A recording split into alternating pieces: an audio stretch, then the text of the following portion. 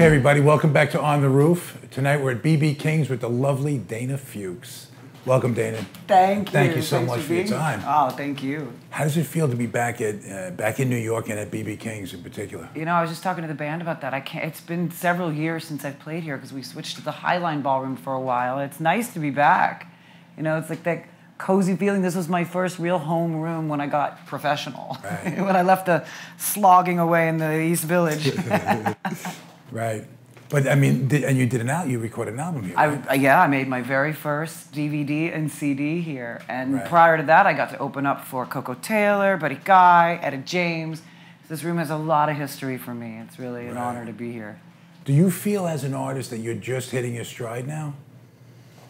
You know, that's a great question. No one's ever asked me that, but I think kind of. I think, you know, as time, and that maybe that's a healthy built-in mechanism that just happens to keep you surviving out here because you have to start to feel like, oh, now we're getting going. Oh, now we're getting going, instead of looking back, you know, because I could look back over the years and think just the opposite. But I think, yeah, I feel like I've come into my own and feel more confident. That's one thing about doing it a long time, getting a little older. You don't worry about the same things. It just really becomes about the music, the show, the audience, and that engagement. So yeah, on that level, I just feel like I can own that more. Right, because you're in such a great place. It's phenomenal. What about like the way you evolved? Because it seems so natural. Like, you know, when you took the Janis, the part in Love Janis, you said that you didn't really know that much about her, and yet you learned so much about yourself in playing her. Absolutely. Yeah, when I was asked to do that, as soon as I started singing in New York, people were comparing me to Janis Joplin. I learned later, even though I hadn't been exposed to her music so much, just somehow, you know, my parents didn't have that with all the other music I had growing up. Right. But I had been influenced by a lot of the same blues, R&B artists. So, you know, two white girls from the South interpreting this music. And, you know, the play just really, of course, taught me what a vocalist she was, but also about the type of performer she was, where it was, talk about unplanned, it was just spontaneous. It was like, be in the moment, feel it, forget all your inhibitions. And it kind of gave me permission to start doing that in my own shows, doing my own songs. I was like, wait, what am I so self-conscious about? Screw all that. It was the biggest lesson I learned playing Janis. But I mean, that's one of the most unique things about you. You are raw. You are out there. You leave it out there and nothing left. And that is so rare these days, that you have somebody with that much talent has that much heart. Thank you. That is not, how much of that has evolved in you through your course? I think it's just giving yourself permission to do that. For me, it's a lot harder to kind of hide yourself. Then you have to think and worry, and the self-consciousness kicks in. So this way, if I accidentally spit on somebody or fall on stage or cry or whatever, or put my foot in my mouth, you know, it kind of comes with the territory, and that's easier than trying to control everything, you know? Yeah. Just another thing, too, is like the blues, how you found the blues. You know, I've done some, you know, research on you, and when listening to you talk about your meeting with Jon and developing your, you know, co-writers, and that blues was not your, you know, really your thing. No. And how could that not be your thing? It's like you were bred for it, right? I just, you know, I grew up on R&B, soul, funk, country, rock, classic rock. Blues was something I didn't get exposed to until I came to New York, and then I heard this guitar solo from the street of my apartment after I'd been here for just a matter of days, and I walked in, it was Jon Diamond playing a solo on Rather Go Blind with this big black Cherokee Indian guy singing, and I was blown away, and I was like, what is this? And then Jon was like, who are you listening to? And I'm Zeppelin, Stones, you know, Beatles. Yeah. It's like, now go listen to who they listen to.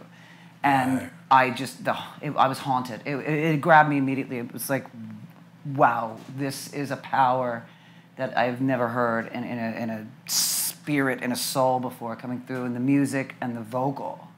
So I just immersed myself in it. Right. So strong out on you, there's nothing left on me but the lifetime to end. And the first song you guys wrote together was, Well, Lonely for a Lifetime, which is the title track of our debut CD, was one of the first ones. Strung Out? Strung Out was, Strung Out was, Strung Out was before Lonely. Whoever got high and can't relate with that. I mean, Strung Out was the first song, and Lonely is sort of a continuation of that story where you kind of start to wake up going, it's nearly early dawn, I'm climbing up somebody's fire escape, let me in, been up high 3 days, help, And yeah. So that was sort of the part 2 to Strung Out, where I was like, I gotta get my shit together. Yeah. And then along with the trauma actually in your family, in your personal life, right? I mean, how much has that played into getting you? It's been every record. I think, my God, what am I going to write about if nobody dies anytime soon? I mean, I can be dark. But that first album was the suicide of my sister, my own addiction, the demons and the torture of my oldest brother with religious delusions and schizophrenia. It was just all in that first CD, Lonely for a Lifetime, which most of that is the live CD I made here. I think you have to, every day you can turn on the news and find a story to write about, and I am drawn to people's experiences of strife and overcoming it. There's meant to be joy in these dark songs. Absolutely. We're celebrating this triumphant nature that we all have if we just tap into it. But how, to be able to deliver that message in such an eloquent way might be one of the things that separate you from so many others. Would you agree? Wow, I have never thought of it like that. It just sort of is my story, my message, so I just, Yeah, but that's what it is, in my opinion. I've listened to a lot of music in my life, I'm addicted to it, and the thing is you can hear the difference between somebody who's been through it and somebody who knows about it. And it comes out clearly in your songs, so clearly. Thank you, that's nice to know. Yeah, it resonates with people. And then on top of that, the enthusiasm and heart that you put into it. I mean, like I say, there's nothing, when you walk off, is there anything left?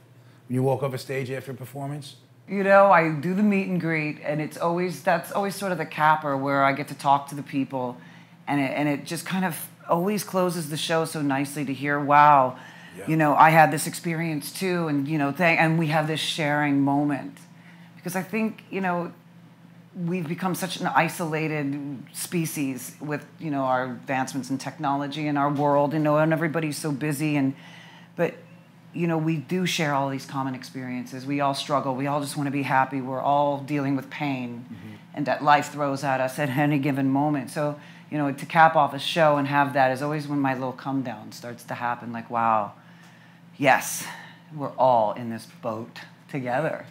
Yeah. So how do you feel your success has it affected you, presently, or has it? I think a friend of mine always says your megaphone's getting bigger, to share more with people, just the more people I can reach and say, hey, I've been through this, I know you've been through this, let's all do this together. And, we see today the news, there are 50 more people killed in the name of hate, and that just seems to be happening more and more and more. It's been going on since beginningless time, obviously, but I think just having these moments where we remind ourselves, God, come on, we're all just trying to be happy. Let's just try to be happy together and give each other that space, that respect, that compassion, that consideration. And so if I can just reach more people, if that's what success means to me, is just, more exposure to more people and get us all together and, get through this thing called life. Yeah.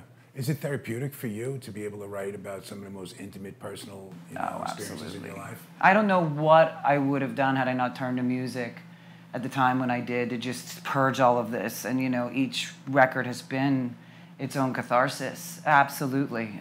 I don't know what I would do. I might have just spontaneously combusted by now, trying to hold it all in.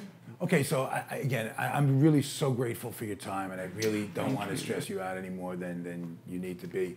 So after tonight, obviously you're going to kill it out there tonight. Knock wood, please. Without a doubt. And then what do you have coming up from here? You going over to Europe? Yeah, next week we have one more show in the U.S. at this club Mexicali Live in New Jersey, and then off to Europe for 3 weeks, and then back to the States for Canada, Detroit, Annapolis. You know, July, August. I'm going to be performing up until about 2 weeks before I'm supposed to give birth. Yeah. It's going to be interesting. Yeah.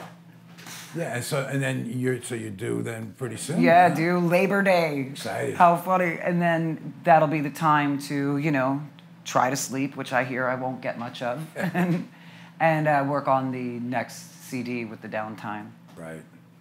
Well, listen, I thank you so much for all Thank your time. you. Thanks You're for the the best. support. As they say, cooler than the other side of the pillow, for sure. I love it. Absolutely, yeah. Thank you.